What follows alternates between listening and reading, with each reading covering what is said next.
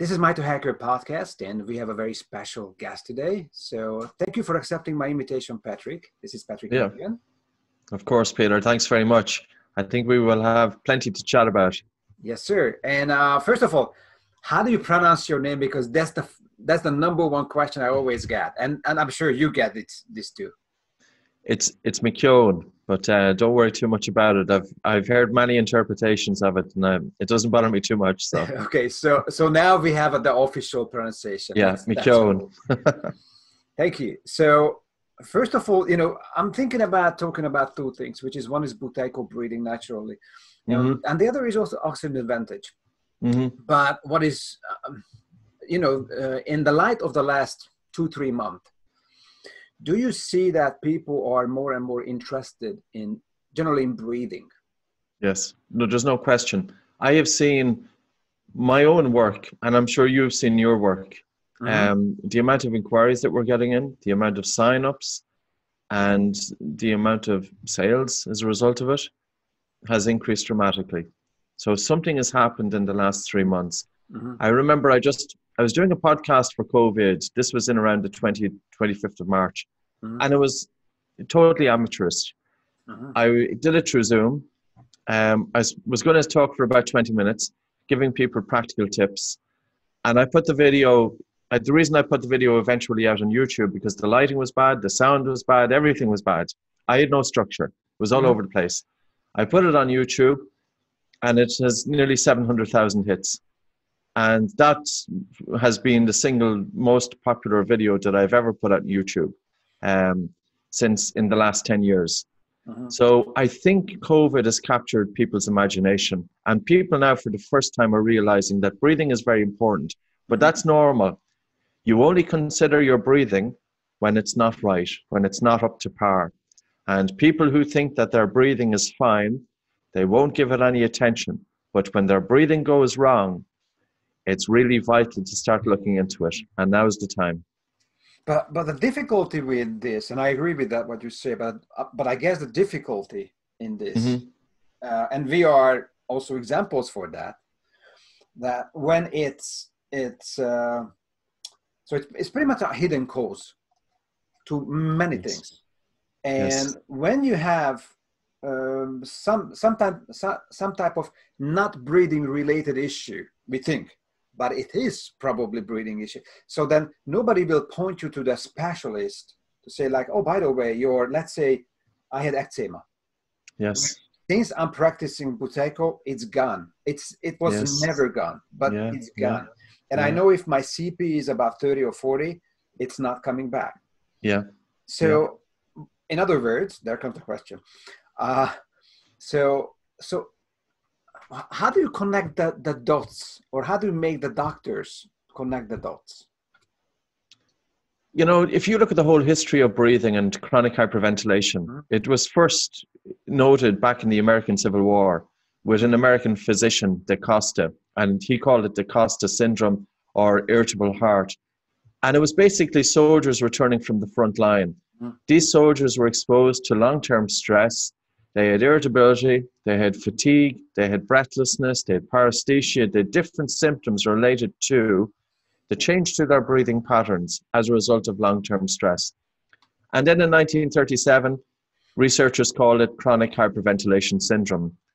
But in the 1950s and 60s, medical doctors said that this wasn't their field. So they handed it to psychiatry. And psychiatry said it wasn't their field, so they handed it back to medical doctors. And as a result, it fell between the two stools. That chronic hyperventilation, and it took a few different notable individuals working in the medical profession to really shed light on this. One was Dr. Claude Lum. He's a chest physician from Papworth Hospital in Cambridge in the UK.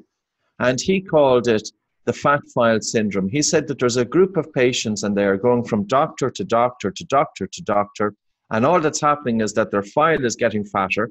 And he said that the size of the file is more important than the contents therein. These individuals have symptoms that can be affecting different parts of the body. The doctor is normally thinking that the person is a hypochondriac. The doctor is failing to see chronic hyperventilation. because the doctor is not trained to look at breathing pattern disorders. And here's the thing, Peter, you know, and I know that breathing pattern disorders affect quite a significant part of the population. And for those individuals, it's been mainly overlooked. So there are thousands of individuals with anxiety, with depression, with PTSD, with asthma, with COPD, with hypertension, hypotension, sleep apnea, lower back pain. Females, you know, during the monthly cycle, that can have a huge impact on their breathing, increasing pain. Pain perception is higher, rheumatoid arthritis, and the list goes on. And I'm not saying that this is a cure-all, it's not. But your breathing and the quality of our breathing can influence so many systems in the human body. And I think the other thing is, Peter, that people say, yeah, my breathing is fine, because all they think is, well, what can I do? The only way I can change my breathing is take this big breath. The nonsense that has been spread throughout the Western world and now even the Eastern world. But yoga, when it was traditionally developed, the yogi masters never talked about breathing hard. They always talked about breathing light. And for breathing to get some attention, it really needs an individual, and especially breathing instructors, to know the depth about breathing. It's not just about taking this big breath. There is so much that we can go, the detail that we can, you know, when you can think of what can we do when we change breathing patterns. We can influence our blood circulation. We can improve oxygen delivery. We can increase blood flow to the brain. We can improve the temperature of our hands by virtue of improving circulation. We can open up the airways, both the lungs and the nose. We can improve sleep. We can improve energy levels, concentration. And a lot of these benefits we can get very quickly. And that's by tapping into different dimensions of the breath and just simple breathing exercises to improve those dimensions. So I think finally there is some awareness happening.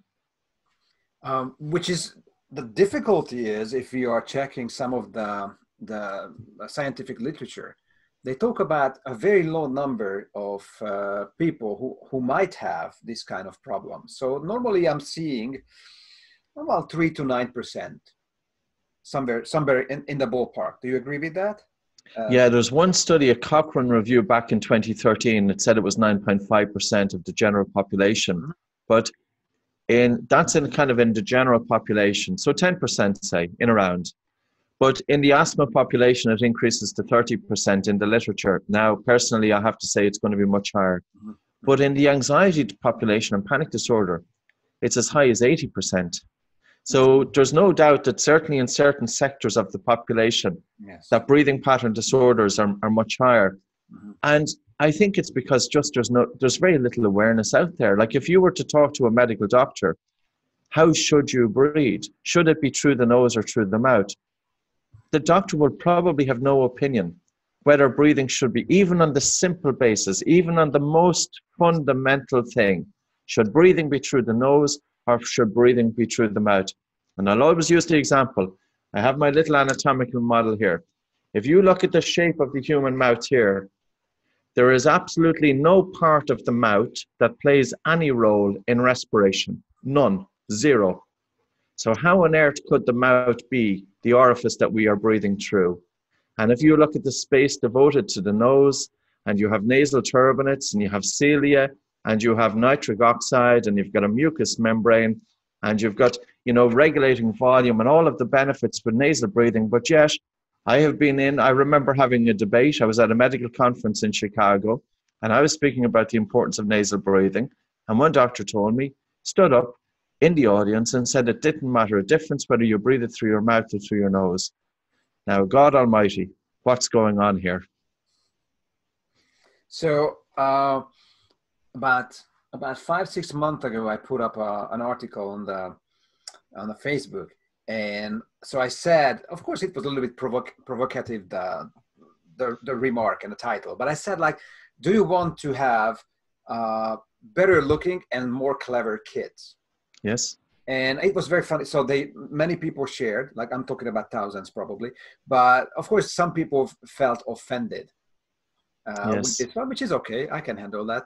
But in your opinion, so of course everybody's own kid is the nicest and smartest, and that I got it. But if we are not paying attention to our kids' breathing habits, is that possible we are robbing them long term? Yes. Both in education and probably in aesthetics as well, and life quality generally. I will say no child will ever achieve their inherited potential unless they breathe through their nose. Mm-hmm. And that's a statement that I don't make willy-nilly. And the reason being is because I was the mouth-breathing kid.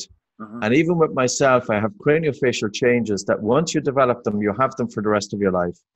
My nose is bent because my maxilla is too set back. Mm-hmm. My mandible is too set back. My airway is totally compromised. I have a high palate. I had overcrowding of teeth. I had to get my jaws gently rewidened. My sleep was absolutely dismal going through school. I was falling asleep in the class. And here's the thing. We know that children with mouth breathing are at a greater risk of poor sleep quality. And children with poor sleep quality, they have 10 times the risk of learning difficulties. And if you look at, say, Karen Bonnock's study in Stratford-upon-Avon in the UK, 11,000 children over an 8-year period. And from that, mouth breathing is a contributory factor to sleep disorder breathing. Children with sleep disorder breathing, which includes snoring, these children, if untreated by the age of 8, they had a 40% increased risk of special education needs. And the reason being is because, yes, as adults, we know that we know the importance of a quality night's sleep. And if we don't have it, we wake up tired. But we have to bear in mind, children's brains are developing during those formative years. And if those children don't get quality night's sleep, it's not just that they wake up tired. It's not just that it's linked to ADHD. It's not just that their behavior is impacted, their academics, but their brain development is impacted. And this is translated into lifelong. I think there's enough research there. You know, we have to ask the question, when does science really come to a conclusion? This has been debated since 1909. And I've seen, you know, if you go into Google and if you put in dental cosmos, mouth breathing malocclusion, there was an article written back in 1909. That article describes children who are mouth breathing. The face is dull and expressionless because the face is sinking downwards, the jaws are set back, the face is long, the face is flat, the jaws are narrow. That individual is going to have a compromised face. And yes, you can ask, well, you know, are these children going to be less attractive? Yes, unfortunately they are. And there is, genetics is going to play a role in this. And it was a dentist back in the 1980s who wrote that book called Why Raise Ugly Kids? And it was all about breathing through the nose. And I know, you know, parents can get offended, but listen, why not teach your child something that's innate and simple and no side effects, and the benefits are enormous. And there is a little bit of PC out there. I remember my book, The Oxygen Advantage, was going to get published. Yes. And I'm not sure, was it the UK publisher or the US? I think it was the UK publisher. And I had a chapter about craniofacial growth in it and the importance of nasal breathing. And the publisher contacted me and they says, Patrick, we can't include this chapter in the book. And I says, why can't you include this chapter in the book? And they said, because the reader will get upset. I said, this isn't about the reader. This is about the reader's children. This is about the next generation. At least we can start helping to prevent the negative effects from mouth breathing with this generation. And 25 to 50% of studied children are persistently mouth breathing. Now, there have been some leading authorities getting behind this. Dr. Christian Guilleminault, yes, Stanford-based medical doctor, pioneer in sleep medicine, coined the phrase obstructive sleep apnea, developed the Apnea Hypoxia Index, one of the founding fathers of sleep medicine. He quote, the only valid and complete correction of pediatric sleep disorder breathing is restoration, both during wakefulness, is restoration of nasal breathing, both during wakefulness and sleep. And I've heard him get up in medical conferences, and I've heard him talk to his colleagues, doctors, you've talked about everything in the room about improving quality of sleep, but you have missed the elephant in the room, and the elephant is the importance of nasal breathing. So we have the founding father, who has now since passed away, and before his death, he published several papers, many papers, on the critical importance of restoring nasal breathing. But it's going to take 20 years for that information to trickle down to general practitioner level. And probably one of the reasons is it is very difficult to commercial. It's very difficult to make money from it. It's very difficult. You cannot patent nasal breathing. You cannot put it, you can put a trademark on the brand. There's no pill. But there's no pill. You can't scale it. It is, and it's unfortunate that, you know, the health of our children, and of course adults, is often influenced more by the money that's going to be generated as opposed to the benefits to that individual. So I had a client yesterday for personal training, and he's a dentist. And I haven't seen him because of the quarantine. I haven't seen him for like 3 months. So he comes back, he lost some weight, he feels amazing. He says like he's one of the fittest ever in his life. Guess what we did? He started to do Buteyko, of course.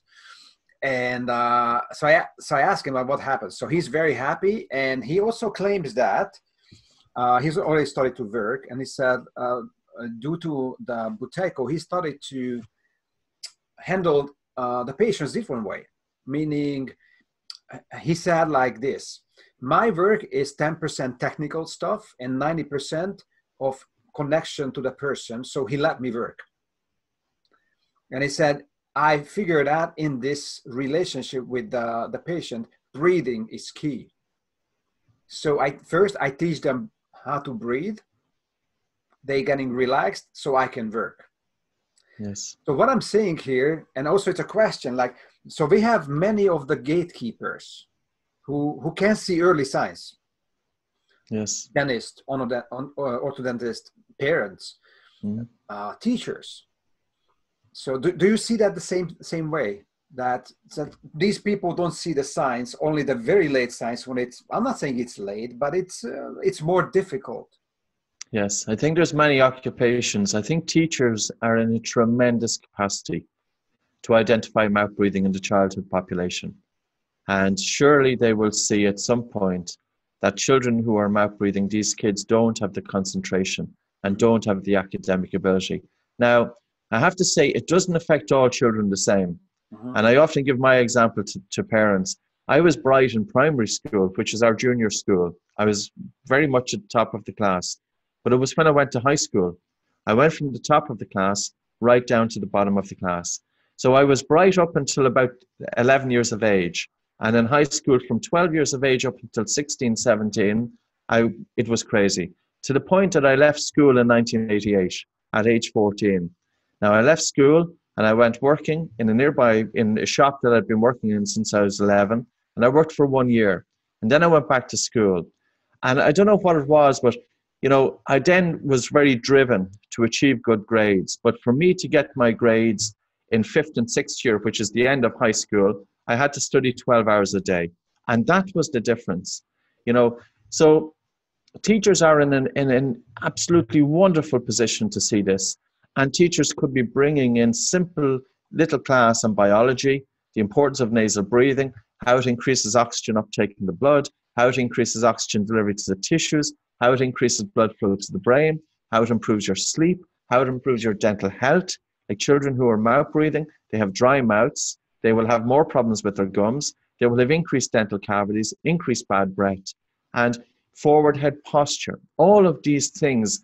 And again, it sounds like it's a bit of a cure-all, but there's evidence supporting this. And yes, the evidence can be thin because, again, the research on breathing, you know, it is starting to catch up. And what we have noticed over the last, say, 20 years, some of the science is starting to catch up. To give you an example, we use breath hold time, the control pause as part of Buteyko method, used for 50 years.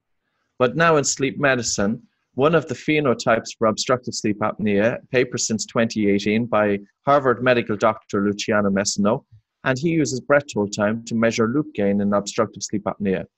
Here is a condition that is epidemic around the world, that 30% of the individuals with obstructive sleep apnea have high loop gain.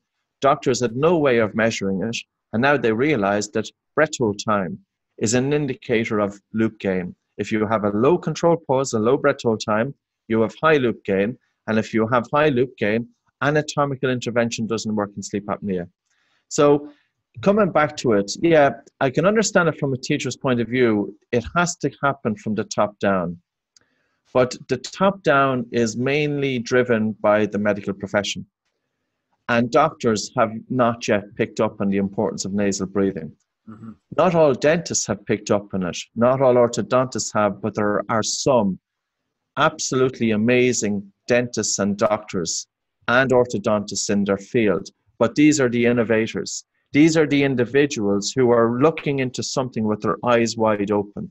They're spotting that there is a link here and they want to investigate it further. We have to bear in mind, Peter, not everybody within the occupation has the same mindset. There are some individuals who spot that things are just not quite right. Yes, I got my training, but my training doesn't totally answer this question. And those individuals are the ones that are most progressive. And then you will have a few individuals, and probably the vast majority of people, they've done their training, they sit back and they just apply the same techniques over and over and over, and they don't look outside the box. They don't look at from a multidisciplinary point of view, and they don't spot these things. So I think people can be resistant to change. And when I've talked to, the funny thing about dentists and doctors and orthodontists, the ones that were most progressive and how they found a connection between breathing and dental health and craniofacial development, they found it when they started to work with their own children. That's when they found it. Because they see their child, the child is overcrowding of teeth, the child has got crooked teeth. So traditionally, maybe some orthodontists will say, well, the teeth are too big, so we need to extract teeth. Why on earth would you make the child's mouth smaller? So there's not enough room for the tongue. So the tongue is going to fall into the airway to increase the risk of sleep apnea for the rest of that child's life. And some parents as dentists were obviously a little bit hesitant. Well, I don't want to extract 2 or 4 teeth.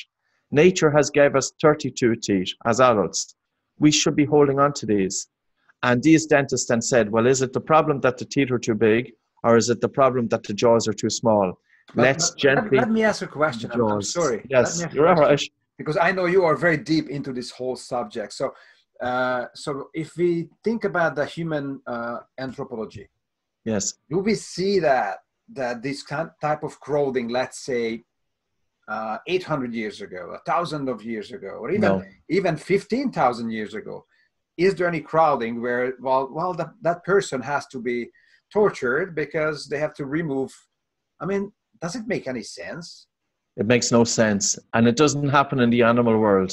There's very few naturally wild animals with overcrowding of teeth. Yes, of course, dogs, because we've inbred them and crossbred them and messed them up as well. And we created that breed, right?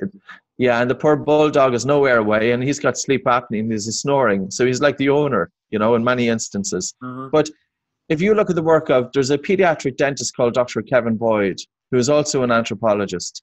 And he said that it was really with the switch to commercialization of farming. When we were hunter-gatherers, absolutely we had no overcrowding of teeth.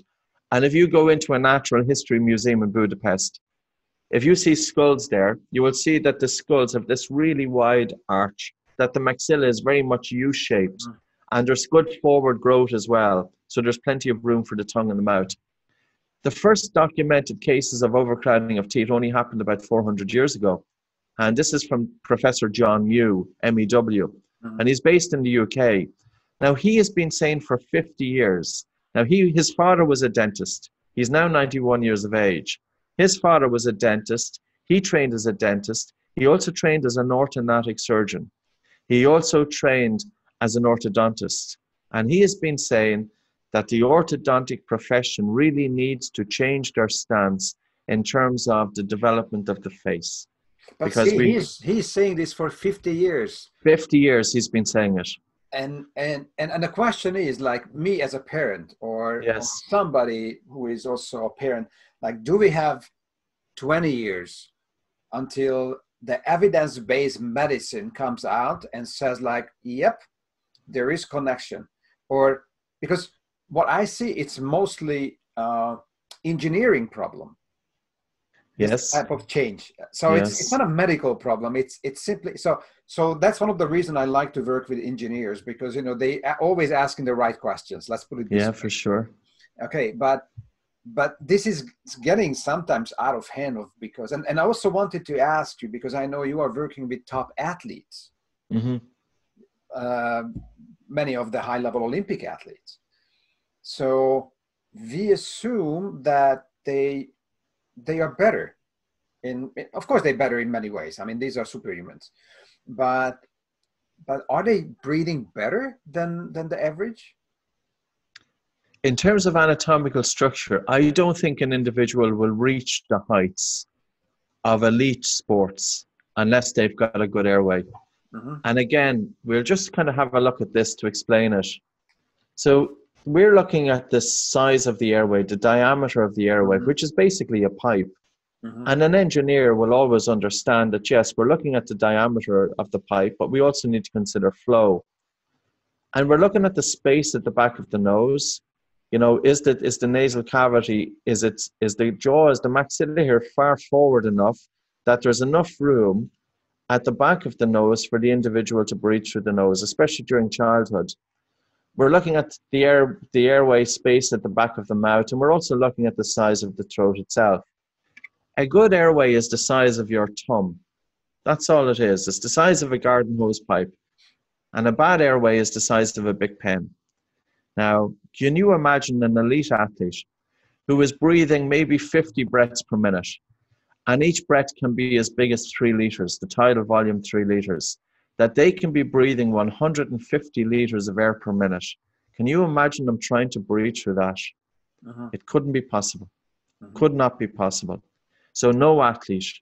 The only exception is probably Michael Phelps.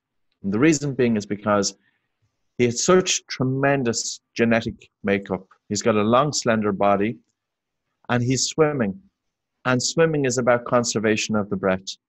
The body is against the water. The water is pressing against the individual. There's a restriction to their breathing.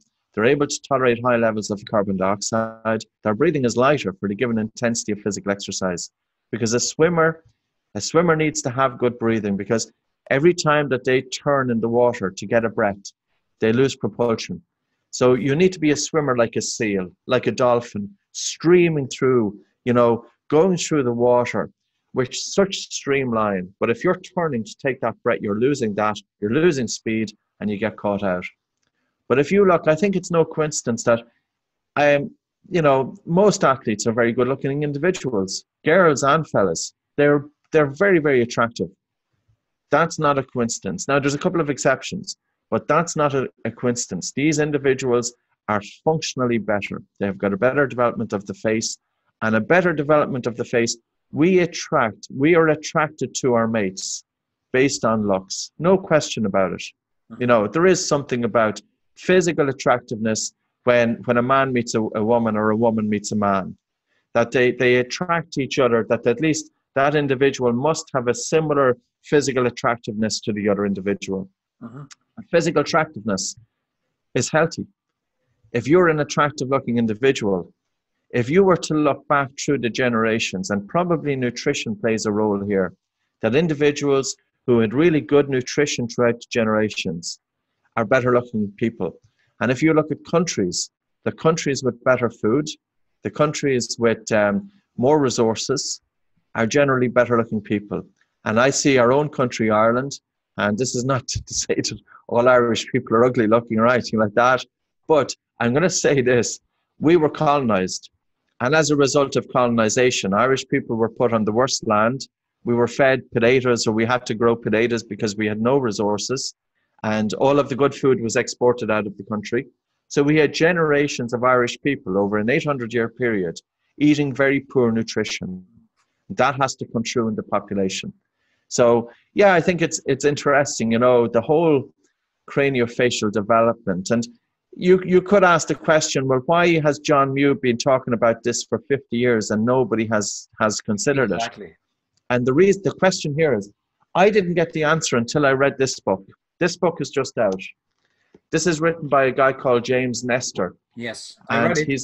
You've read it? Yes, sir. So when you go to the footnotes He didn't include it in the main part of the book. But when you go to the footnotes, he gives a reason that Mew's colleagues were critical, because Mew was critical of the orthodontic profession. And because Mew was giving out about the orthodontic profession didn't want to take on board his ideas. That is crazy. So it wasn't necessarily that what Mew was saying was wrong, but it was because Mew was criticizing how orthodontics was being done. And on that basis, they didn't want to know. Yeah, it's the other very interesting subject regarding to breathing, how breathing is affecting sleeping, right? So yes. So this is something like a domino effect, basically. So we always talk about, if you want to have a good training, your sleep has to be good the day before. But if you want to have a good sleep, your nose has to be clean, and you need nose breath. So the whole thing, when we work with athletes, goes back day or days before. Yes. Preparation. So here comes the thing about obstructive sleep apnea. And you said something very interesting last time you've been here in Budapest, that there are people who has many incidents, short incidents, and there are people who are almost like 2 minutes, which is crazy. Yes. But generally we think that 2 minutes person is in danger. Yes. However, research shows that the very small breath holds are the problems when we sleep. Yes. Can you explain that? Yeah, of course. Sleep apnea has changed. The whole recognition of sleep apnea, traditionally it was recognized that it was primarily an anatomical issue, that the airway was compromised, and as a result, the individual stopped breathing during sleep. And they can stop breathing due to a number of reasons. The soft palate can fall in against the throat, or the epiglottis, or the tongue can fall into the airway, or the throat itself can collapse. And the throat can collapse partially, or it can collapse fully. And when the throat collapses, it's if the throat collapses completely, that the airway, that the individual stops breathing. During that time, their blood oxygen saturation will start to drop and carbon dioxide levels start to increase. And at some point, this takes the person out of that deeper sleep, so it arouses them. Now, the effect that the arousal has will depend on the individual. One of the phenotypes, now that's been recognized, is called arousal threshold. An arousal threshold is how light or deep a sleeper is that individual. So if you have, say, somebody with insomnia, and insomnia and obstructive sleep apnea very much go together. 67% of people with obstructive sleep apnea have insomnia. So you have somebody who is a light sleeper, and if their airway just collapses, just even for a few seconds, but that can be enough to wake them out of sleep, what they are experiencing all night long is sleep fragmentation. And that sleep fragmentation is a greater risk of causing mortality than the individual who is a deep sleeper. I'm sorry, this is all-cause mortality, right? So it can be because of diabetes, heart disease, cardiovascular disease, anything basically. Well, they isolated the factors, other factors. So they looked primarily at the impact that obstructive sleep apnea was having. Mm-hmm. And it was found, and it was a very high population. I think it was 11,000 individuals. And it was over a number of years. And it was published in the American Journal of Respiratory and Critical Care Medicine. So it's a journal by the American Thoracic Society, that it's individuals who are light sleepers with relatively mild obstructive sleep apnea. Mm-hmm. These aren't the guys who are stopping breathing for a minute and a half that are dying. Mm-hmm. This is the individual who has got so much sleep fragmentation all night long that they're not getting down into that deep, deep quality of sleep. Sure. And you know what it really shows? The power of sleep and the importance of sleep quality. And nose breathing is going to be a big part of that, because if the mouth is open, if we have a stuffy nose and the mouth is open, we are 1.8 times more likely to have a sleep problem. Mm-hmm. Now, besides obstructive sleep apnea, which is definitely plaguing the society, there's another thing which is happening a lot, working with spine surgeons myself, so which is lower backache. Yes. Right, which can be, of course, traumatic. So somebody did something goofy. I got it. that's me. Or somebody who is just doesn't get it. Like suddenly my back hurts. I've never done anything. And do you see connections in research and also experience from your patients or clients that it might be breathing? I think there is, and I think there's a very significant connection. I haven't put it out there for back pain. And the reason being is because I wanted to get the research myself, and I'm currently writing a new book, and back pain is one of the topics that is brought into the book. So I looked at the work of an osteopath called Leon Chaitow, Chaitow. He is. And I think he's since passed on as well. It's unfortunate that these such highly experienced individuals, you know, and that's life. But he spoke about the connection between lower back pain and breathing. And we have to consider that the diaphragm breathing muscle at the base of the ribs, at the base of the chest, of the thorax, is not just for respiration. That when we take a breath in, the diaphragm is moving downwards. And in the movement of the diaphragm, it's generating intra-abdominal pressure. And this is causing and helping with stability of the spine. Yes. But if we have fast upper chest breathing, we're not having that low breathing, and we're not having the proper functioning and movement of the diaphragm. And as a result, the spine isn't getting the support that it needs. And this then can contribute to lower back pain. So I think that from what I can remember just offhand, I think it's as high as 100%. Now, 100% of individuals with lower back pain having poor breathing patterns. Now, you could ask the question, is it the lower back pain which is feeding into the poor breathing patterns? Or is it the poor breathing patterns which is feeding back into the lower back pain? And there could be a cyclical loop there, but at the same time, doesn't it make sense in terms of core muscle function that when we look at the core, we should consider it as a box? You've got the pelvic floor at the bottom, you've got the diaphragm at the top, you've got the abdominals to the front, you've got the spinal muscles to the back, and that the diaphragm and the role it plays, again, it's not just for respiration, it's for that stabilization. And I suppose the best way for people to think about it is, if you were lifting up a weight, typically what the individual will do is as they lift the weight, they will breathe in and hold their breath. And as they breathe in, their diaphragm is moving downwards. And it's almost that the abdomen is bracing the abdomen, that it's like a pneumatic balloon, that it's providing that support. So there's where breathing comes in, because the generation of that intra-abdominal pressure is dependent on the diaphragm moving properly. So at the end of the exhalation, that the diaphragm is moving back up to its resting position.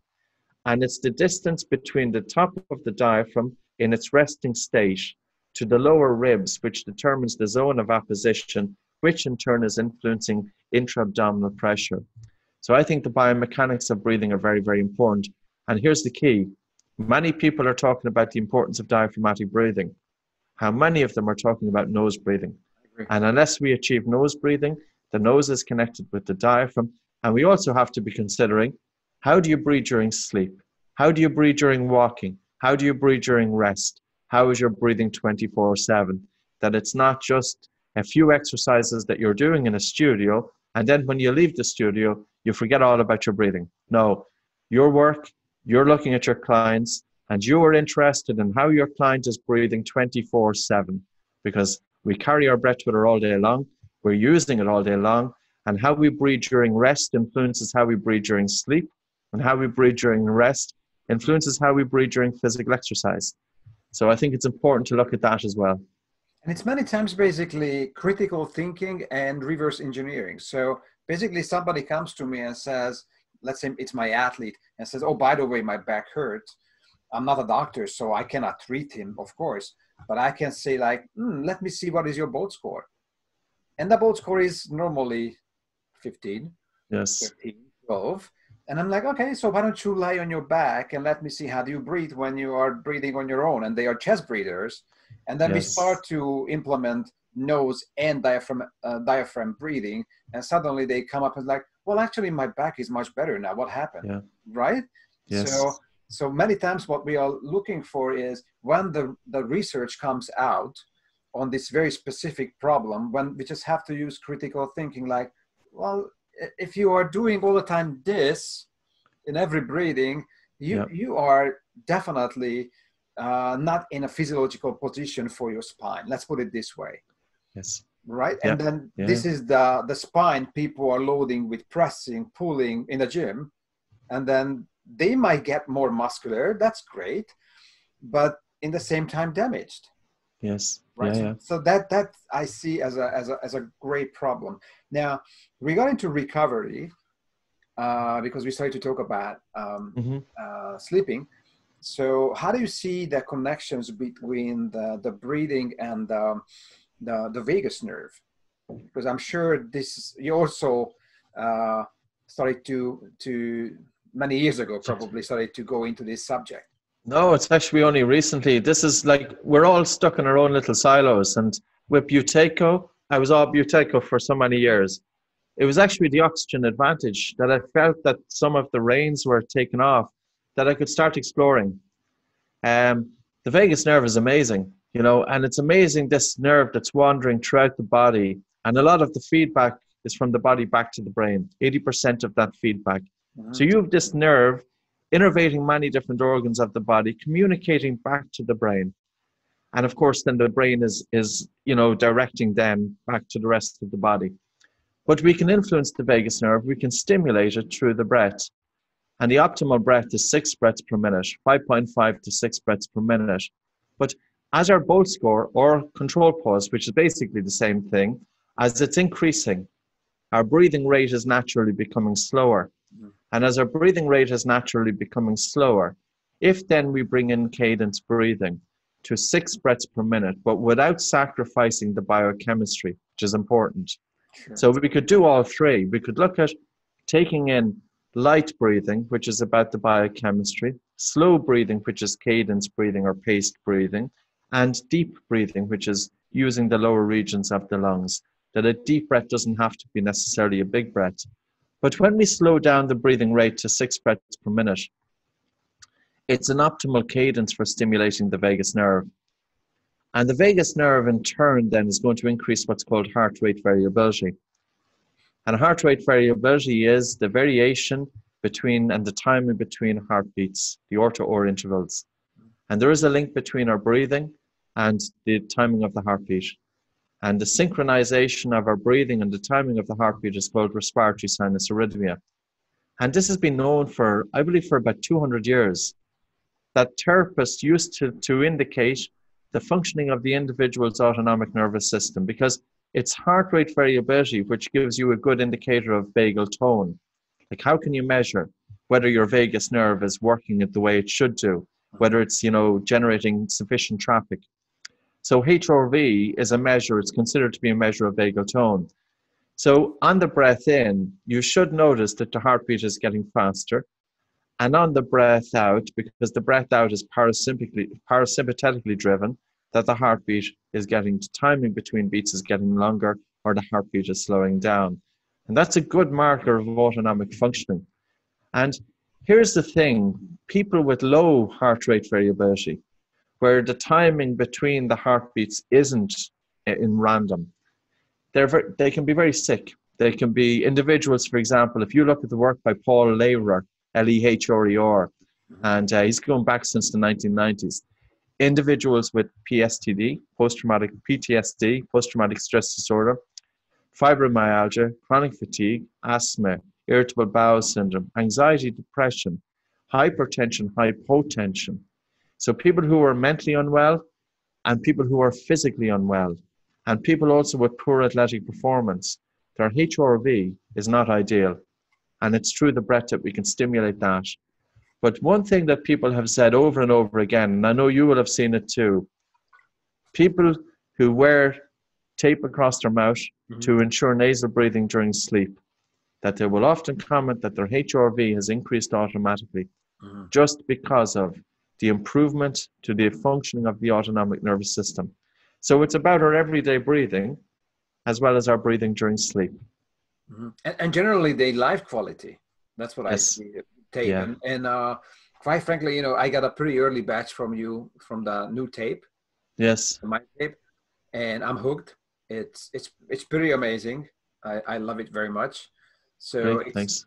it's when I'm out, it's kind of like hard to go back to the normal tape because it's very rigid, and this one is a lot more flexible. To be honest, now I'm not trying to hype here the product, Sure. but seriously, it's a way different quality. So, and especially I understand your main focus was the children, the kids. Yeah. So because of safety and because of parents will not freak out. Let's put it this way. Totally. Yeah, I have it here. And it was the children, because what was happening was we had dentists who were, in the best of intentions, were encouraging their child patients to wear tape and trying it different ways, not necessarily covering them out. But like I had been asking children to cover their mouth and trying it different ways as well for 18 years, and touch wood, we had no issues. But I always at the back of the mind of saying we have to think of something else here. But the tape is like that. So just for your viewers, it's stretchable and it's based on kinesio tape, and the glue has been altered. It's cotton. Now this is the child size, so this is quite small. You stretch it by 30%. Mm-hmm. And it's the tension brought by the elastic tension, which is helping to keep the lips together. But then you can have a child who can wear this both during wakefulness and during sleep. Yes. And there's no risk. And that's the key. But for adults as well, in actual fact, our first batch of tape, it was adults who bought more than children, which was a total surprise, because at one point I wasn't even going to produce it for adults.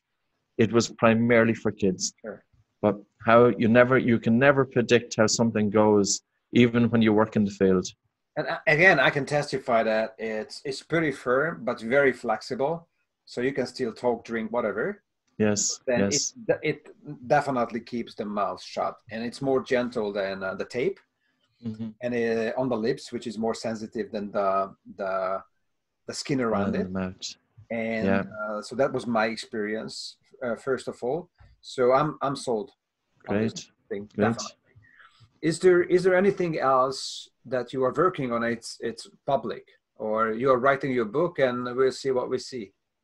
Yeah, no, I'm writing a book, and this is topics that we didn't include in the previous books, and I was always hesitant. You know, I knew that some Buteyko instructors were putting it out there for diabetes, mm-hmm. and I said I can't put it out for diabetes unless I can show really a good connection there. And it was by accident, Peter. Nick Heath was a guy from the United States, and I'm not sure what age, he's in his 30s, but he sent me an email one day. He had read The Oxygen Advantage, and he was diagnosed with type 1 diabetes since he was 12 years of age. And he started, he was very much into his health. This guy is a NASA-trained PhD scientist. So this guy is a pretty clever individual. He was very much into his food, into doing physical exercise, into everything. And it was when he started getting his mouth closed, taping his mouth during sleep, and slowing down his breathing, that he had the best control over his type 1 diabetes. Now, how has this not been out there? And then he started some of the initial research looking at Bernardi, this Italian cardiologist who had been writing this for 20 years, and I'd missed it, but he picked it up, and then we started adding more material to it. So there's a chapter on diabetes, there's a chapter on epilepsy, there's a chapter on females breathing, which is now, the chapter alone is 14,000 words, so I have no idea where that's going to go. Mm-hmm. That females are more prone to hyperventilation and breathing pattern disorders than men. Which again, we know for decades, but we... Yes. It's been written about since 1905, that sex differences in breathing. And there's a few things really to be coming into play there. It's really the influence of hormones in breathing. So during the monthly cycle is one. And I think it's the post-luteal phase or during the luteal phase, which I think off the top of my head is the second and third week. Of course, as a man, I had to dig into this. I have no idea, and I'm still learning about it. But carbon dioxide levels can drop by 25%. So the female is hyperventilating at a certain point every month for a period of time. And that's going to contribute to, like if you're hyperventilating, you've got an increased pain perception. You've got reduced oxygen delivery, your sleep is impacted. And it was by chance, and I tell you how I went down that route. It was a musician that I was working with, who was a well-known band here in Ireland, and he started speaking about his fiancée having PMS pains. And then, of course, yeah, I had read before that there's a connection there, but I didn't really go down that depth. And I said, sure, this is huge. I really need to look at this. And the research was there.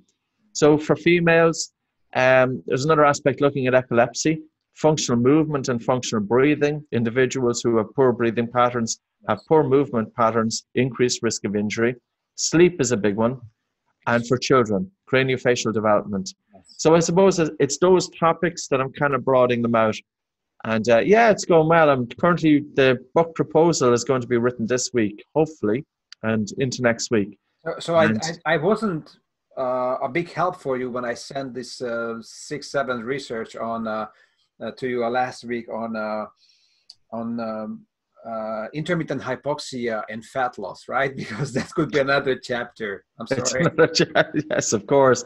And another area, yeah, that, you know, I haven't really gone into that much either. But it's crazy because, you know, I did it because I was very much interested because somebody challenged me that, you know, I claimed it and they went nuts. And I was like, no, I have a few researches. And then I went after it and I found another 10.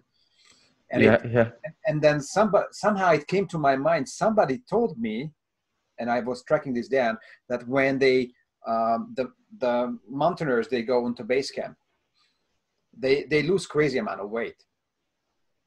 And I was like, okay, that's very interesting. So, of course, because there is generally a hypoxia, and generally there is probably higher CO2, what they produce. But that's what we see, that even like some of the medical devices now, they're doing intermittent hypoxic training. Yes.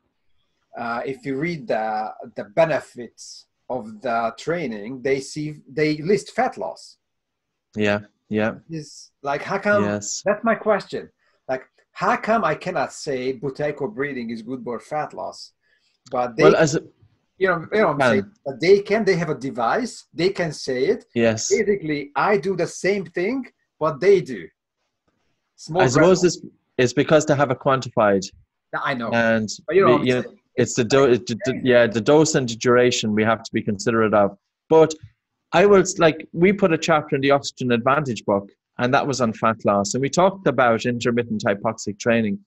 But again, I was challenged on it as well. And we've seen individuals over the years losing weight. I lost back in 2002 to 2005 a lot of weight, to the point that my mother was driving me crazy because she was wanting me to put on more weight. So I had to go to a health food store. You had to eat more potato? I had to start eating. I had to go back on dairy to bulk up. Otherwise, my mother would have, So one of those things I'm sure everybody experiences. But how can breathing improve a person's ability to reduce weight? And I think there's a number of different aspects to it. And I think it's a huge topic. One is sleep. I agree. Because in terms of ghrelin, and that's a hormone that promotes food appetite, that if you're having a really poor quality sleep, it produces more ghrelin, and apparently it reduces leptin.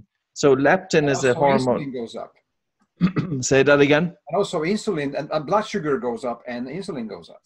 Yeah. And as a result, then that's going to promote that individual to eat more. So they put on more weight, but the increased weight then screws up their sleep. And it's a really vicious circle. It's amazing, those vicious circles in the human body. And the other thing is stress. Mm-hmm. You know, there is a tendency that when people have a bad day, and, you know, of course, probably doing it myself, you know, and in terms of if things haven't gone quite right, the first thing you do is you open up the fridge or whatever. Yes. So when you can help activate the body's relaxation response by slowing down the breath, and with a higher control pause, and with better sleep, the individual is more mindful, the individual is calmer, they've got a better ability to handle stress, and as a result, probably less likely to have to rely on food as comfort. You know, so there is a role, like, can you think of all of the individuals who are on a path of losing weight continuously?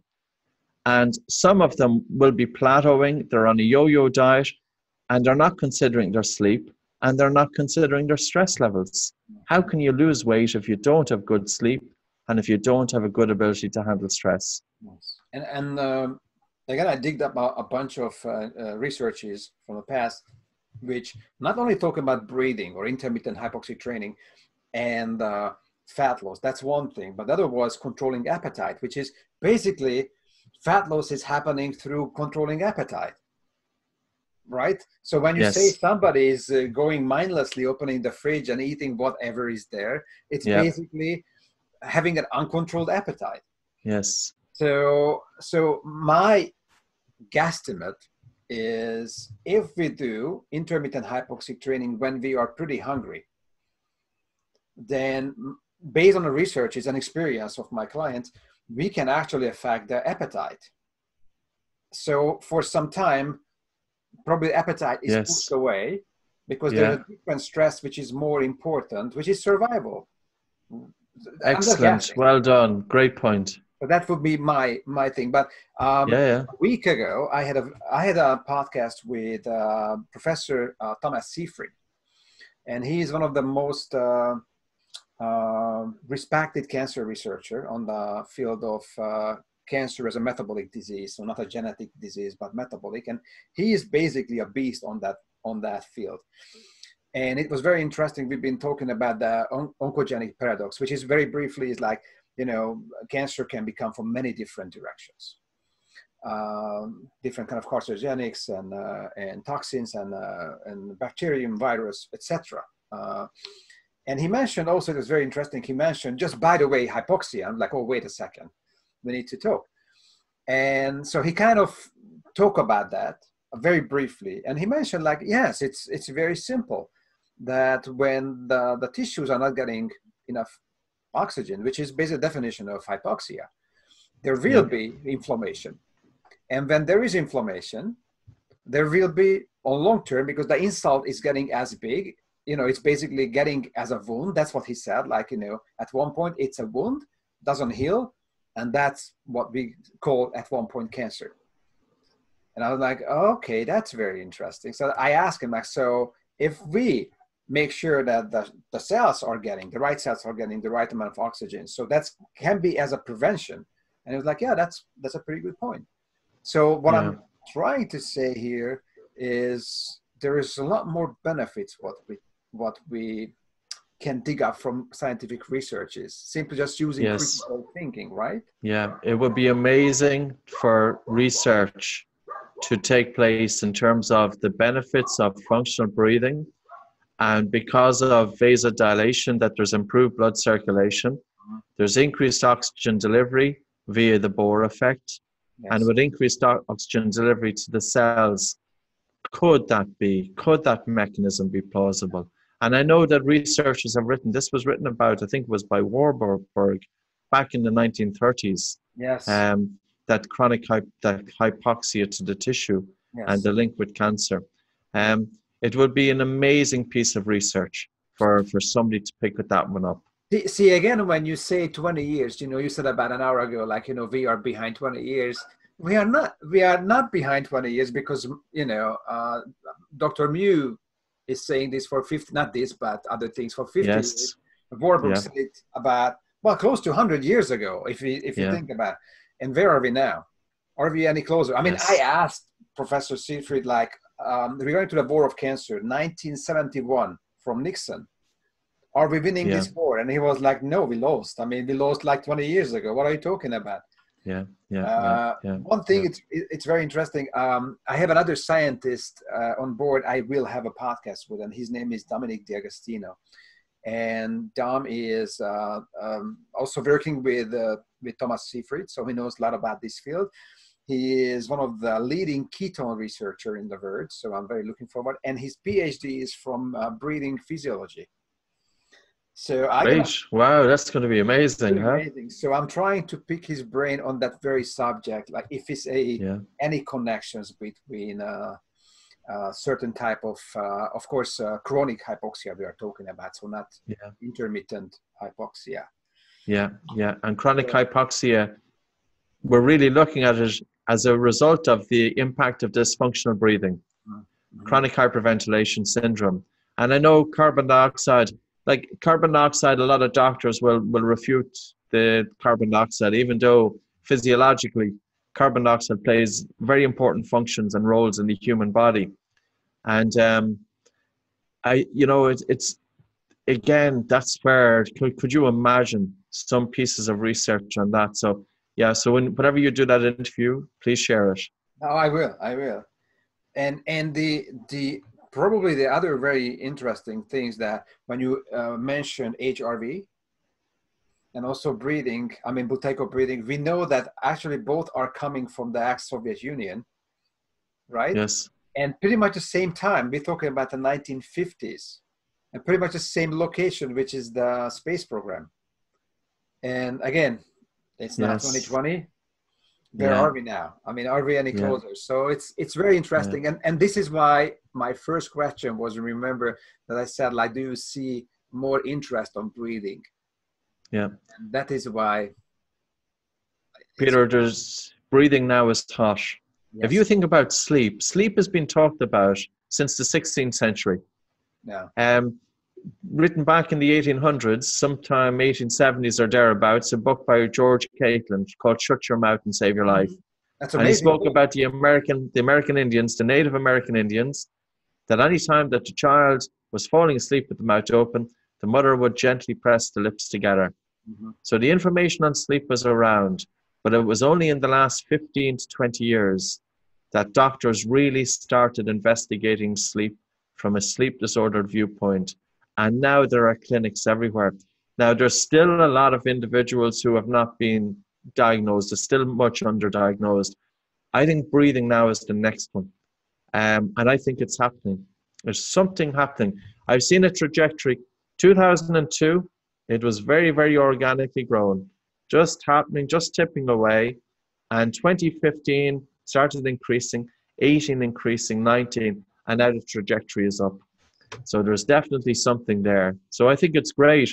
And I think it's great for mankind because this is something that should have been tapped into and could offer so many potential benefits. And I'm not just saying that from a bias point of view. You have seen enough individuals, you've seen the benefits. I have seen enough individuals, I've seen the benefits. And it's relatively cost effective. Mm-hmm. And you never waste time focusing on your breathing. The impact on your mind, both from a psychological point of view and from a physiological point of view. And as you were talking about earlier, we're talking about the bidirectional relationship between different functions. I often use the example, the slide that we have from our Oxygen Advantage manual. And this is the interconnectedness with three of the main functions of the human body. We're talking about the effect that the emotions have. If we're stressed, it's going to make our breathing faster and harder. And faster and harder breathing feeds back into stress. But if we're stressed, we can't sleep well that night because we're twisting and turning. And if we have poor sleep, it affects our breathing. But also if you have poor sleep quality, you cannot have a calm mind. If your breathing is hard and fast, you snore, obstructive sleep apnea, and insomnia. So breathing is impacting sleep. Sleep impacts breathing. Breathing impacts emotions. Emotions impact breathing. And emotions impact sleep. And vice versa. Yes. And one of those things, those are the three pillars that we should look in. Now, of course, there's a role for nutrition, many other, approaches, but most certainly breathing was that one that was neglected for a long time. So we could do this for hours and hours. We could. And hours. I know ourselves. So first of all, thank you for your time today. The other thing, thank you for you're very generous with information, and you don't have to say anything. I'm saying it, but definitely you are a very good example for somebody who has the information, still searching for the information, and willing to share the information for common good. So I'm very thankful for having a teacher like you. It's a great. Very welcome. So, and I hope very soon we can see you in Budapest for the next year event when this craziness is over. Yeah, always a privilege to travel to Budapest. Great city, love being there. So looking forward to it. Thank you very much again for the interview. Thanks, Peter. Thank you.